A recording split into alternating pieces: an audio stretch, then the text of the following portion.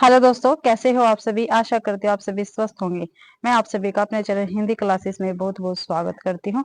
तो आप सभी को पता है, मैंने आप सभी के लिए हिंदी साहित्य, हिंदी व्याकरण, हिंदी भाषा, ठीक है, पत्रकारिता, भारतीय काव्य शास्त्र, एक काफी महत्वपूर्ण क्लास चला रखी है।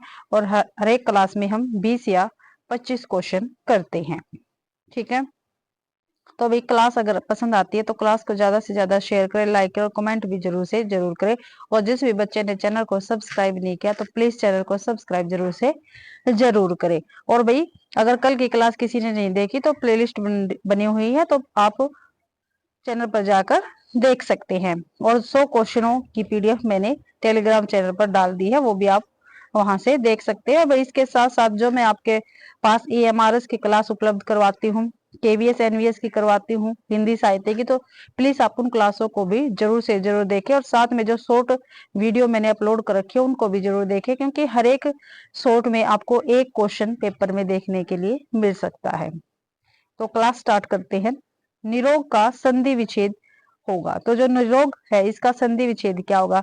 नि प्लस में रोग, नि प्लस में रोग, निहि प्लस में रोग, या निर प्लस में योग। तो निहि प्लस में रोग होगा, सी आंसर अपना बिल्कुल सही रहेगा। और भाई ये विसर्ग संधि का उदाहरण है, ठीक है। निरोग क्या है, विसर्ग संधि का उदाहरण। और विसर्ग संधि कहते किसको है, जहां भाई विसर्ग के साथ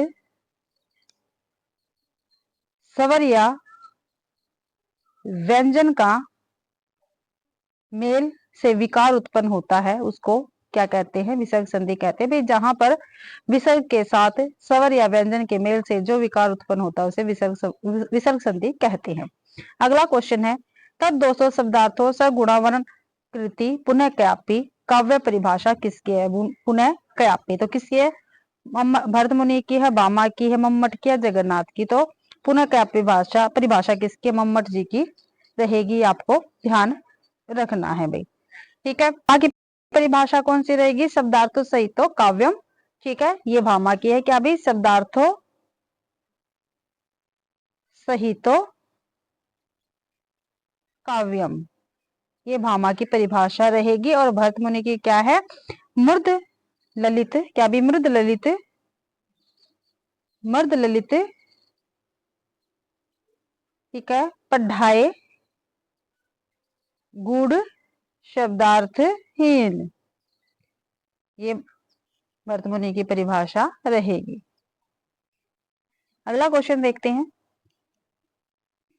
रमयात प्रतिपादक शब्द काव्यम, यह मत किसका, तो यह मत किसका रहेगा, विश्वनाथ का, जगन्नाथ का, मम्मट का, या आनंद वर्धन का है। तो भाई ये रमणीयात प्रतिपादक शब्द काव्यम ये जगन्नाथ जी का मत रहेगा। और भाई आज की जो क्लास है इसमें आपको काव्य शास्त्र से काफी क्वेश्चन देखने को मिलेंगे, ठीक है। और जो विश्वनाथ है इनकी परिभाषा कौन सी है, वाक्य रसात्मक काव्यम, क्या भी वाक्य रसात्मक काव्यम, ये विश्वनाथ की परिभाषा रहेगी। और आनंद वर्धन की कौन सी है, शब्दार्थ है शरीरम तावत है काव्यम, ये आनंद वर्धन जी की परिभाषा रहेगी। अगला क्वेश्चन है, कविता अपने मूल रूप में जीवन की आलोचना है, यह विचार किसका, क्या भी कविता अपने मूल रूप में जीवन की आलोचना है, यह कथन किसका, तो ये विचार किसका, कथन किसका, कैसे पेपर में क्वेश्चन पूछा जा सकता है। तो ड्राइडेन, कोलरिज, वर्ड्सवर्थ, या मैथ्यू आर्नल्ड। तो भाई कविता अपने मूल रूप में जीवन की आलोचना है, यह कथन किसका, मैथ्यू आर्नल्ड का रहेगा, ठीक है। ये आपको ध्यान रखना है। और जो वर्ड्सवर्थ है इनका काफी महत्वपूर्ण विचारक कथन है, क्या भी कविता प्रबल भाव का सहज उछलन है, ठीक है। ये विचार किसका, वर्ड्सवर्थ का है भाई। अगला क्वेश्चन है, कविता हमारे परिपूर्ण क्षणों की वाणी है, यह कथन किसका, काफी महत्वपूर्ण कथन है भाई।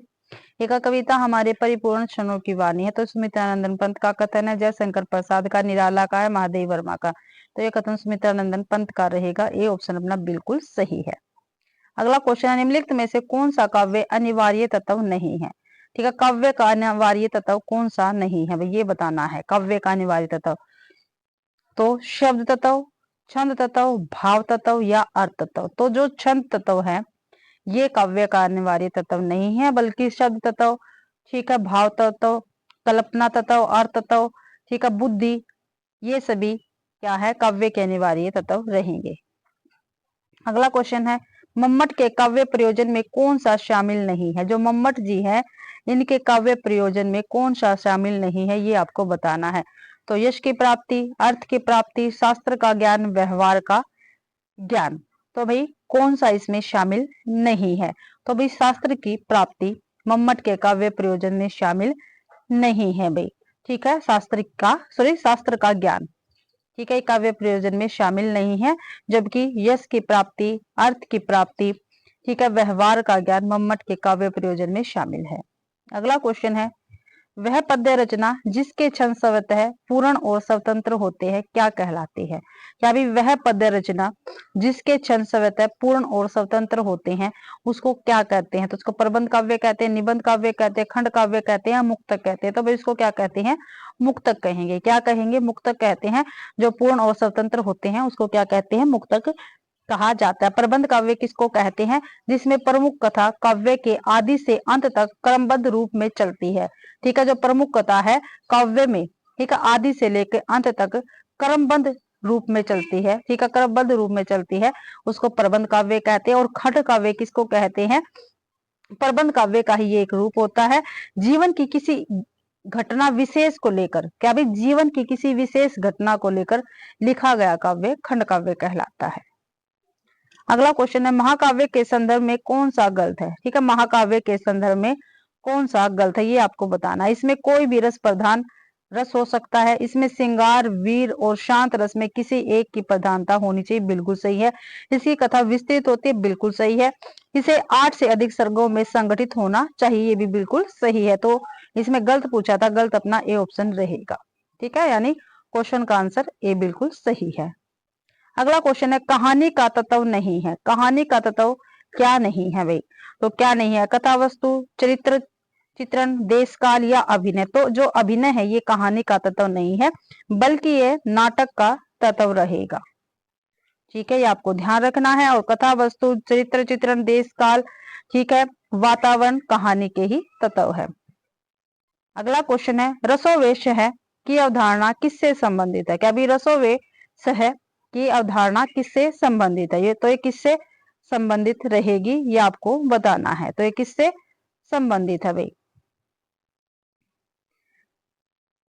तो भाई छंदोग्य उपनिषद, कंठोपनिषद, तैत्तिरीय उपनिषद या मुंडकोपनिषद। तो भाई तैत्तिरीय उपनिषद से ये मानता है भाई। और इसका क्या अर्थ है, रस आनंद स्वरूप ब्रह्मा है। ठीक है, अगला क्वेश्चन है, एक और रस है करुण एवं निर्मिति भेदातय किसकी उक्ति है। क्या भी एक और रस है करुण एवं निमित्ति भेदातय किसकी उक्ति है। तो किसकी है, भरत मुनि की, भवभूति की है, कालिदास की, भोजराज की है। तो ये भाई भवभूति की रहेगी उक्ति, ये आपको ध्यान रखना है। और इसका अर्थ क्या होता है, एक और रस है करुण एवं निर्मित्ति भेदात। तो क्या है, करुण ही एकमात्र, करुण ही एकमात्र क्या है, रस है। ठीक है, ये उक्ति किसकी है भाई, भवभूति की है, ये आपको ध्यान रखना है। और भवभूति द्वारा रचित क्या है, महाकाव्य का क्या नाम है, उत्तर रामचरित्र। ये भवभूति का महाकाव्य है उत्तर रामचरित्र, भाई आपको ध्यान रखना है। और ये उक्ति उत्तर रामचरित्र महाकाव्य से ही ली गई है। अगला क्वेश्चन है, रस निष्पत्ति में अनुमतिवाद की अवधारणा का संबंध किससे है।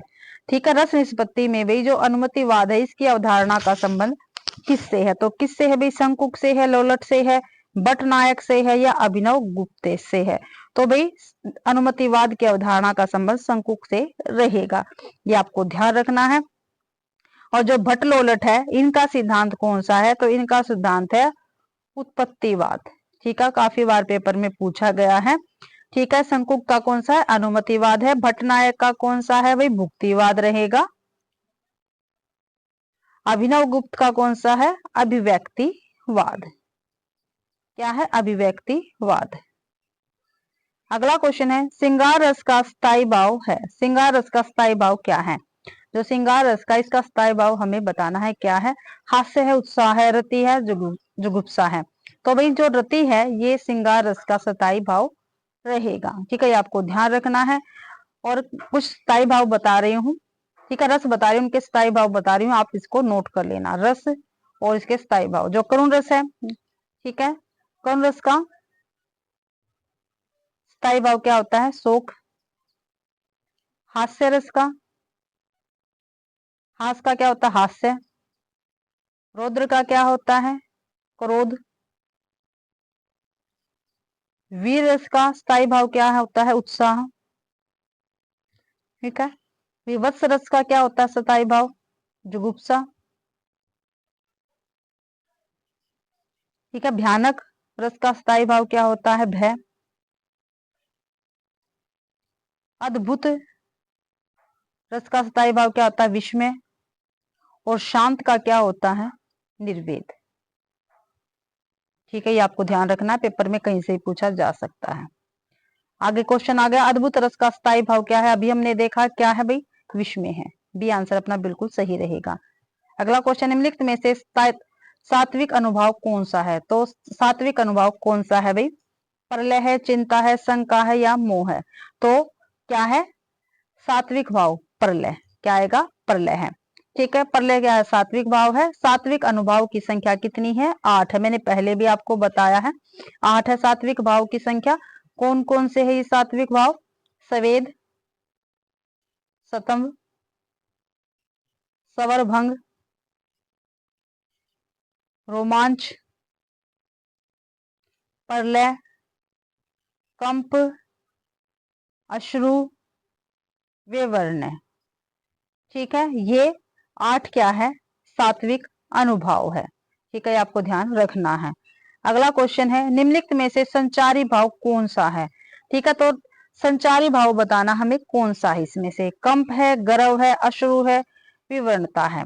तो क्या है? गर्व जो है ये संचारी भाव है। और संचारी भाव की संख्या कितनी है? 33 है भाई। ठीक है, कंप, अश्रु और विवरणता ये सात्विक भाव है भाई, सात्विक अनुभाव के अंतर्गत आएंगे। अगला क्वेश्चन है, संचारी भाव की संख्या कितनी है? जो संचारी भाव इनकी संख्या कितनी है? अभी मैंने ऊपर बताया था, तो कितनी है? 33 है। कितनी है? 33। और ये कौन कौन से है भाई? तो मैं लिखवा रही हूँ, आप लिख लेना। 33 संचारी भाव। ठीक है, निर्वेद है, ग्लानिन, शंका, असूया, मद, श्रम, आलस्य, दैन्य, चिंता, मोह, स्मृति, स्मृति के बाद घृति, बिरड़ा, ठीक है, चपलता, हर्ष, आवेग, जड़ता, गर्व, विषाद और सत्युक्ष। ठीक है, निंद्रा। निंद्रा के बाद है अपसम्मार, सौपन, विबोध, अमर्ष, अविथा, उग्रता, मति, व्याधि। व्याधि के बाद है भाई उन्माद, फिर है मरण, फिर है वितर्क और लास्ट में है त्रास। ठीक है, ये 33 संचारी भाव मैंने आपको बताए हैं। अगला क्वेश्चन है भाई, मुख्य अर्थ बाधित होने पर जिस शक्ति से मुख्य अर्थ से संबंध अन्य अर्थ की प्रतीति होती है उसे क्या कहते हैं? क्या भी मुख्य अर्थ बाधित होने पर जिस शक्ति से मुख्य अर्थ से संबंध अन्य अर्थ की प्रतीति होती है उसे क्या कहते हैं? तो क्या कहते हैं? लक्षणा, व्यंजना, अभिधा या रस? तो उसको लक्षणा कहते हैं। ये परिभाषा दे रखी है लक्षणा की। लक्षणा शब्द शक्ति की। आगे व्यंजना के भेद है। जो व्यंजना शब्द शक्ति है इसके कितने भेद है, मैंने पहले भी आपको बताया है। कितने हैं भाई? 2 भेद है। कौन कौन से है? शाब्दी और आर्थी व्यंजना। तो शाब्दी और आर्थी व्यंजना डी ऑप्शन में है। डी ऑप्शन अपना बिल्कुल सही रहेगा। अगला क्वेश्चन है, काफी महत्वपूर्ण क्वेश्चन है, काफी बार पेपर में पूछा गया है ये। दृग ऊर्जा टूटत कुटुम जुरत चतुर चित प्रीति। क्या भी दृग ऊर्जत टूटत कुटुम जुरत चतुर चित प्रीति में क्या है? तो अभिधा है, रूढ़ि लक्षणा है, प्रयोजनावती लक्षणा है, व्यंजना है भाई। तो इसमें क्या है? इसमें रूढ़ि लक्षणा है। क्या है? इसमें रूढ़ि लक्षणा रहेगी। और लक्षण शब्द शक्ति के 2 भेद होते हैं, एक तो रूढ़ि लक्षणा और एक प्रयोजनवती लक्षणा। ठीक है, आपको ध्यान रखना है। अगला क्वेश्चन है, मम्मट के अनुसार गुणों की संख्या है। तो मम्मट के अनुसार भी गुणों की संख्या कितनी है? तो मम्मट के अनुसार गुणों की संख्या 3 है भाई। कितनी है? 3 है। कौन कौन से हैं? माधुर्य, ओज और क्या है? प्रसाद। अगला क्वेश्चन है, ओज गुण के संबंध में कौन सा कथन सही नहीं है? ठीक है, ओज गुण के संबंध में कौन सा कथन सही नहीं, यानी जो गलत है ओज गुण के विषय में वो हमें बताना है। इसमें हृदय में दीप्ति उत्पन्न होती है, बिल्कुल होती है। टैब वर्ग के व्यंजन रहते हैं, बिल्कुल रहते हैं। संयुक्त अक्षरों का आधिक्य रहता है, समास का अभाव होता है। तो यही क्या है? इसमें गलत है। ओज गुण के विषय में ये बिल्कुल गलत है भाई। ठीक है, ओज गुण में समास का अभाव होता है, यह कथन क्या है? ओज गुण के संबंध में बिल्कुल गलत है। ओज गुण के संबंध में और सभी कथन बिल्कुल सही है भाई। अगला क्वेश्चन है, माधुर्य गुण का संबंध किस रस से है? ठीक है, माधुर्य गुण का संबंध किस रस से है? तो किस रस से भी माधुर्य गुण का संबंध? वीर, रौद्र, श्रृंगार या विभत्स। तो श्रृंगार रस से संबंध है भाई। ठीक है, और जो माधुर्य गुण है इसकी परिभाषा क्या रहेगी भाई? जिस गुण विशेष के कारण सहृदय का चित्त आनंद से द्रवित हो जाए, उसमें कठोरता तथा विरक्ति पैदा ना हो, उसे क्या कहते हैं? माधुर्य गुण कहते हैं भाई। अगला क्वेश्चन है, जहां शब्द भेद से एक ही बात 2 बार कही जाए वहां दोष होता है। क्या भाई? जहां शब्द भेद से एक ही बात 2 बार कही जाए तो वहां पर कौन सा दोष होता है?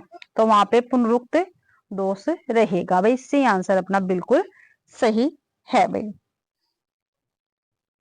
तो भाई इसी के साथ आज की अपनी क्लास के 25 क्वेश्चन कंप्लीट होते हैं। हर एक क्लास में हम 25 क्वेश्चन करेंगे भाई। ज्यादा क्वेश्चन करवाते हैं तो क्लास लंबी हो जाती है, फिर बच्चे क्या है क्लास को कंप्लीट नहीं देखते। इसलिए मैं आपके लिए 20 क्वेश्चन की क्लास लेके आई थी। फिर बच्चे कहने लगे मैडम 30, 40, 50 क्वेश्चन करवाए, लेकिन 25 क्वेश्चन आपके लिए सही है, क्योंकि क्लास इससे क्या है ज्यादा लंबी नहीं हो पाएगी। यहीं पे अपनी क्लास समाप्त होती है। आशा करती हूँ आप सभी को क्लास पसंद आई होगी। क्लास पसंद आती है तो क्लास को ज्यादा से ज्यादा शेयर करें, लाइक करें। और भाई जिस बच्चे ने चैनल को सब्सक्राइब नहीं किया तो प्लीज वो चैनल को सब्सक्राइब जरूर करें। और टेलीग्राम चैनल पर आपको पीडीएफ मिल जाता है अभी 100 क्वेश्चनों के बाद, तो वहां पर पीडीएफ आपको मिल जाएगा। आप सभी का क्लास देखने के लिए बहुत बहुत धन्यवाद।